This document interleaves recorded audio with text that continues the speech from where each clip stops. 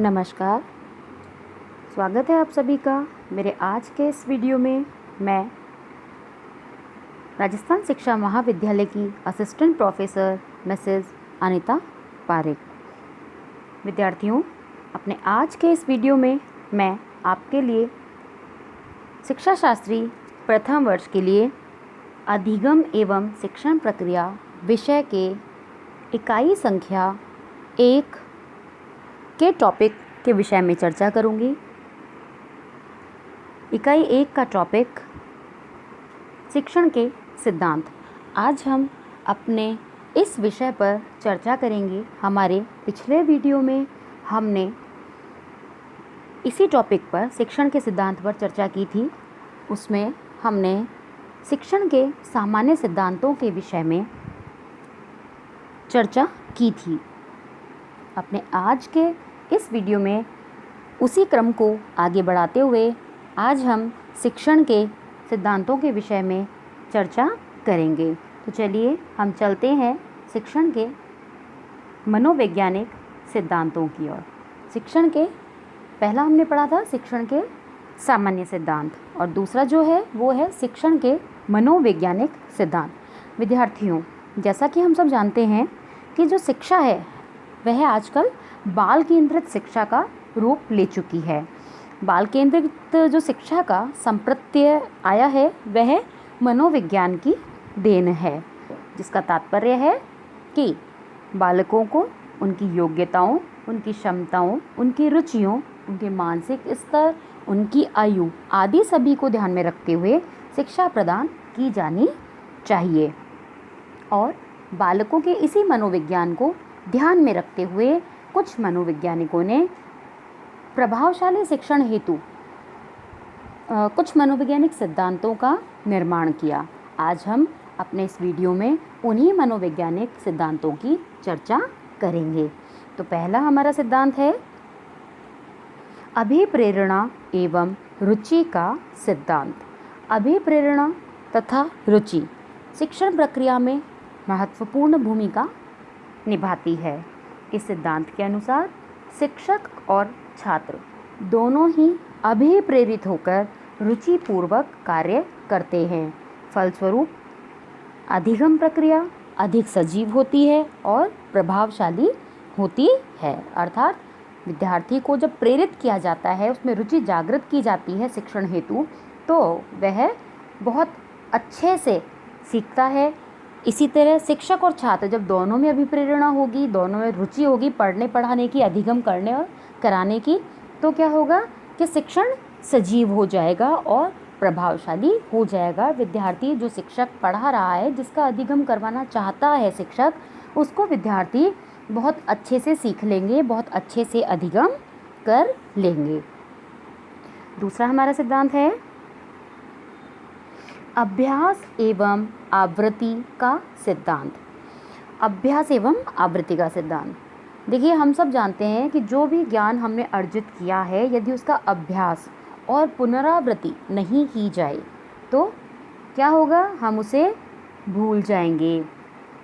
लेकिन यदि हम उस अर्जित ज्ञान का बार बार अभ्यास करते रहें, उसकी पुनरावृत्ति करते रहें, तो क्या होगा, हम सरलता से उसे सीख जाएंगे। यही बात इस सिद्धांत पर लागू होती है कि यदि अर्जित ज्ञान का अभ्यास एवं पुनरावृत्ति की जाए तो छात्र सरलता से उसे स्मरण रख सकता है। अतः शिक्षण प्रक्रिया के अंतर्गत पुनरावृत्ति तथा अभ्यास को स्थान अवश्य दिया जाना चाहिए। यानी विद्यार्थी को पुनः पुनः जो ज्ञान दिया जा चुका है उसे पुनः पुनः उसकी आवृत्ति करवाई जानी चाहिए, उसका अभ्यास विद्यार्थी को करवाया जाना चाहिए। अगला हमारा सिद्धांत है तत्परता का सिद्धांत। तत्परता यानी जो भी चीज़ छात्रों को पढ़ाई जाए उसके लिए उन्हें मानसिक रूप से तत्पर होना चाहिए। यानी सीखने के लिए उन्हें हमेशा तत्पर रहना चाहिए। जब तक विद्यार्थी सीखने के लिए तत्पर नहीं होगा, तब तक आप उसे कितना ही अच्छा शिक्षण करवाइए, कितना ही अच्छा अधिगम करवाने का प्रयास कीजिए, वह नहीं सीख पाएगा, वह रुचि नहीं ले पाएगा। किंतु यदि विद्यार्थी मानसिक रूप से तत्पर है किसी भी ज्ञान को सीखने के लिए तो जो कुछ भी शिक्षक के द्वारा पढ़ाया जा रहा है वह बहुत सरलता से उसका अधिगम कर लेगा और क्या होगा, इससे अधिगम प्रभावशाली होगा। यानी मानसिक तत्परता छात्र की होना आवश्यक है। छात्र तभी रुचि लेता है जब उसमें मानसिक तत्परता होती है। तत्परता के अभाव में छात्र या विद्यार्थी अच्छे से सीखने में रुचि नहीं लेता है। वह सीखता तो है लेकिन कुछ सीखता है, कुछ इधर उधर हो जाता है। यानी यदि वह तत्पर है तो उसका कंसंट्रेशन अधिगम की तरफ, उस ज्ञान की तरफ जो शिक्षक पढ़ा रहा है उसकी तरफ होगा। किंतु यदि वह तत्पर नहीं है तो यह आवश्यक नहीं कि वह अध्यापक की पूर्ण बात को सुन रहा हो। नेक्स्ट है हमारा परिवर्तन, विश्राम तथा मनोरंजन का सिद्धांत। परिवर्तन, देखिए जब शिक्षण कार्य अधिक लंबा होता है तो क्या होता है, छात्र थकान का अनुभव करने लगते हैं, थक जाते हैं, उनकी रुचि पढ़ने से हटने लगती है।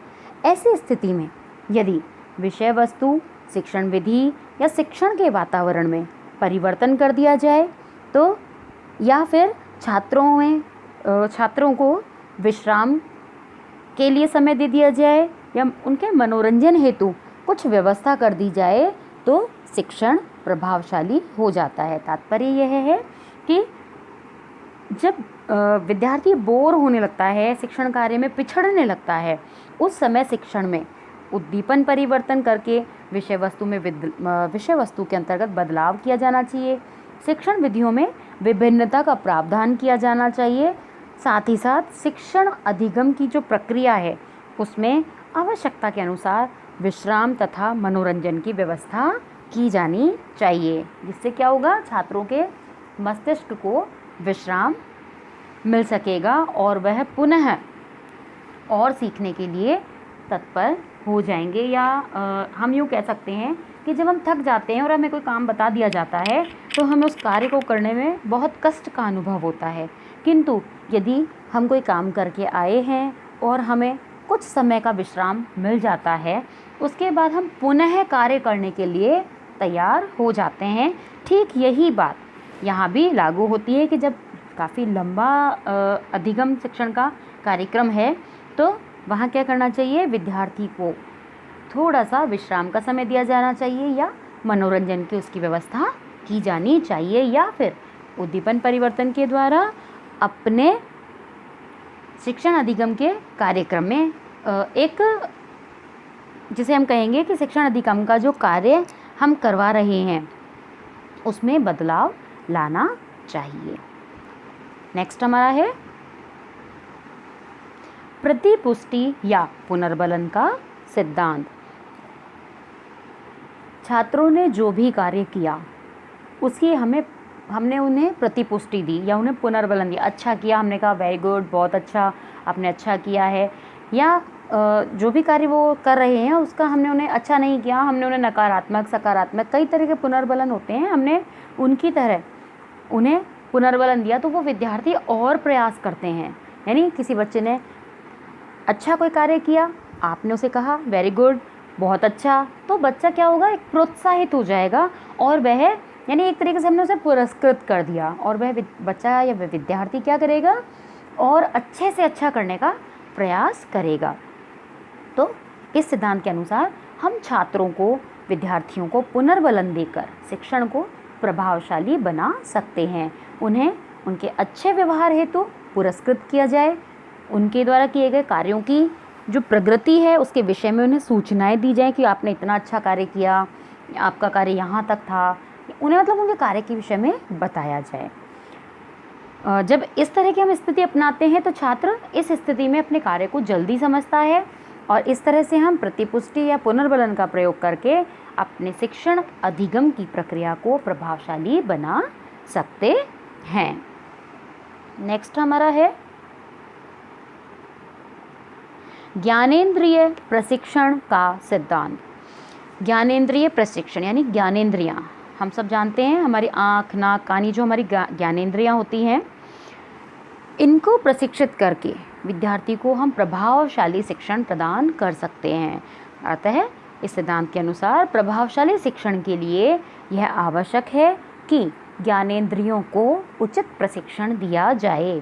अधिगम के विभिन्न पक्षों के लिए विभिन्न प्रकार की क्षमताएं हमें आवश्यकता उनकी होती है, जो कि हम ज्ञानेंद्रिय प्रशिक्षण के द्वारा प्राप्त कर सकते हैं।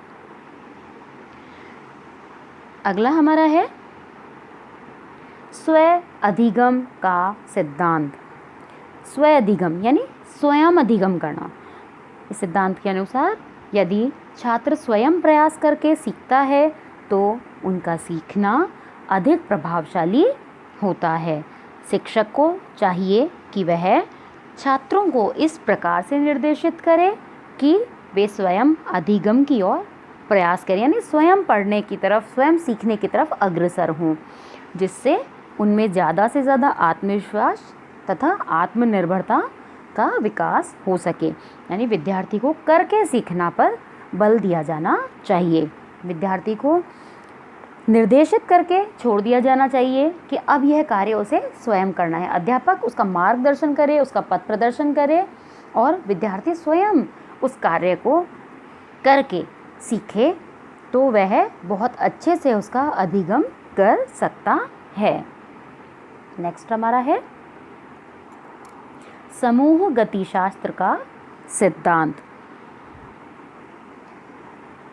देखिए विद्यार्थियों, मनोविज्ञान है ना, वह विश्वास करता है कि छात्र समूह के अंदर ज़्यादा सीखते हैं। क्यों सीखते हैं? क्योंकि समूह में क्या होता है, बच्चे में आपस में कंपटीशन की भावना, एक प्रतियोगिता की भावना उनमें आ जाती है और समूह में वह बहुत अच्छे से सीखते हैं, बहुत ज़्यादा सीखते हैं। अतः इस सिद्धांत के अनुसार एक शिक्षक को समूह गति शास्त्र का प्रभावशाली रूप से उपयोग करना चाहिए। यानी विद्यार्थी को समूह के अंतर्गत रख के कोई भी नवीन ज्ञान या शिक्षण कार्य करवाया जाना चाहिए, तो विद्यार्थी अधिगम शीघ्रता से करेंगे और शिक्षण प्रभावशाली होगा। नेक्स्ट है हमारा स्व अभिव्यक्ति तथा सृजनात्मकता का सिद्धांत।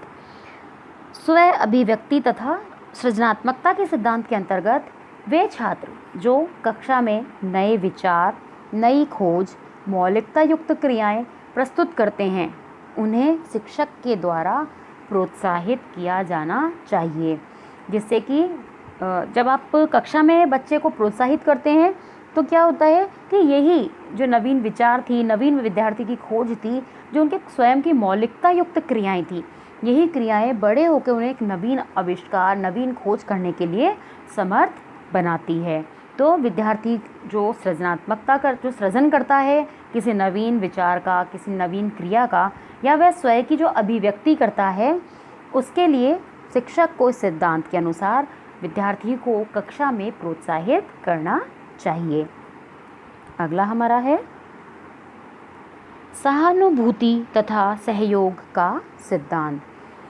सहानुभूति तथा सहयोग का सिद्धांत, इसके अंतर्गत एक अच्छे शिक्षक के साथ छात्रों का जो एक कहते हैं संबंध होता है, वह बहुत आत्मिक बन जाता है। यानी शिक्षक का व्यवहार अच्छा है, शिक्षक विद्यार्थियों का सहयोग करता है, उनके प्रति सहानुभूति रखता है, या विद्यार्थी या शिक्षक छात्र के प्रति करता है, सेम ऐसा ही व्यवहार छात्र शिक्षक के प्रति करते हैं। यानी परस्पर एक दूसरे को समझते हैं, तो क्या होता है उनमें एक आत्मिक संबंध बन जाता है।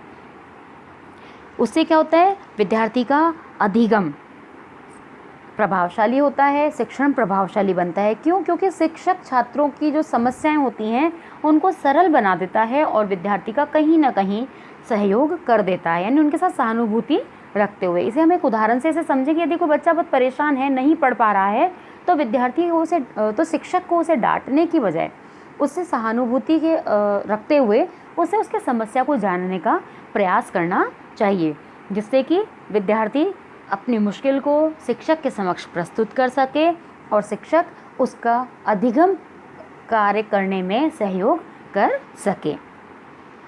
नेक्स्ट हमारा है